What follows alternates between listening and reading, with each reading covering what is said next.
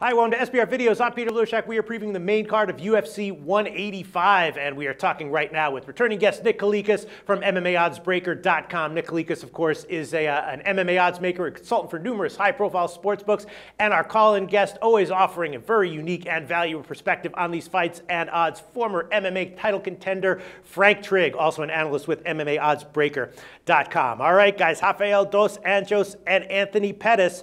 Pettis, obviously, an awesome finisher. Huge favorite, minus 450, but RDA is no slouch. Great athleticism. If Pettis wins, it's probably going to be awesome and explosive looking. The question is minus 450 just a little bit too high? Frank Trigg, do you think that these odds are not giving RDA as much credit as he deserves? Plus 360 for RDA here. You know, it's tough because I really believe I'm a big backer of Anthony Pettis. I really enjoy his style. I love what he does, how he does it, how he is with his family. As I've gotten older, I start looking at the total package of the athlete, not just what they do inside the cage. And I really have to see, like, when Pettis is with his daughter, he's out with his brother, like, he won't leave Milwaukee because that's where he's born and raised. He developed a team around himself using Duke Rufus. So this is a guy that I really like as a competitor. I really like him as a human being. Then you have a guy like RDA who is just as amazing, and you have that question, to be the champ, you really have to beat the champ. Right. That always becomes the question. And I'm not talking on the judges' scorecard. I'm talking about you kind of have to beat him everywhere to really beat him inside that cage. And I think that the public isn't really seeing how RDA can really beat Pettis. So I think it's the value on Pettis is a little bit high for me at this point. I think RDA is a little undervalued because no one from the public standpoint is really looking at this as a total competitive bout where just as explosive that Pettis is, so is RDA. Everywhere they match up very, very equally. Where each guy is strong, the other guy is strong. Where each guy is weak, the other guy is weak. So they match up very, very well. The question is, how will it be on a Saturday night for 5 rounds when the pressure's on? Who's gonna do it better? I think Pettis does it better just because he's been there more often. But I still think that RDA is an incredible bet, and I think that the betting line's a little bit skewed right now. Yeah, that's basically exactly how I was seeing this. Obviously, Pettis should be the favorite, but how big of a favorite should he be? Minus 450? I don't know. I'm not seeing it. I'm thinking more like maybe, I don't know, give him like a 60, 62% chance of winning, maybe even 66% chance. But even at a 66% chance of winning, RDA would be the bet here. I agree. I completely agree. And for me, I'm picking Pettis to win the fight.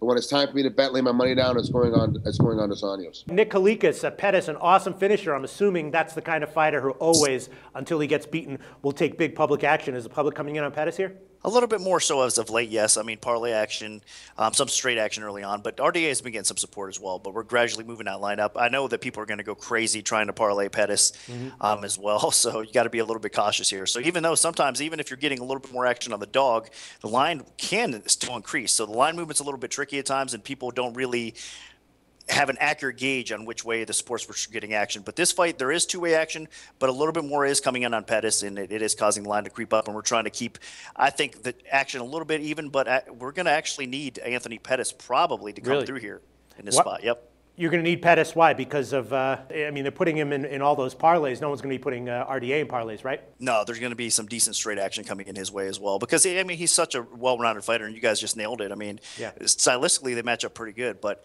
honestly, I do lean towards Anthony Pettis in this fight. And the reason being, I mean, it is a 5-round title fight. And if there's any concerns throughout RDA's career, it's been his cardio a little bit. I mean, he showed up quite a few times throughout his career. And his cardio, he starts to slow down as the fight goes on a little bit. And he's a little bit more vulnerable as the fight goes on, too. So I think in a 5-round title fight here, that's going to come back and haunt him a little bit. I mean, obviously, he's got outstanding wrestling, good jiu-jitsu, good stand-up as well. And typically, what used to give Pettis more problems were the guys that could take him down, avoid his sub game, and control him a little bit and kind of grind out a decision against him. I think RDA is going to try to do that, I mean, at least early on. But the problem is Pettis' takedown defense has gotten a lot better, and it's not going to be easy getting him to the floor. So I think RDA is going to waste a lot of energy trying to get him to the floor, even if he's successful early on, and Pettis is not able to sub him. I think that what we're going to see is probably a late finish, maybe in round 4, maybe round 5, maybe even in round 3, honestly, where Pettis has another highlight reel type of finish, either by submission, which is going to be tough because RDA has great jiu-jitsu.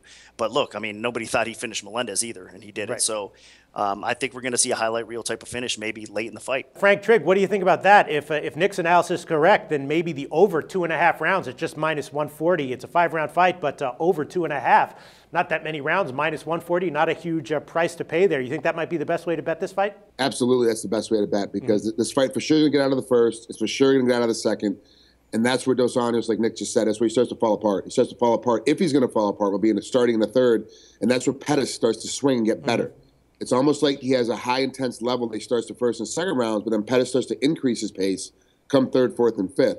And I see that happen with this one, and Dos Anjos is going to fall apart. And he's going to start to lose a little bit of his steam, if it's going to happen at all. And remind you, this is a huge opportunity for Dos Anjos. It's a huge step up in game for him.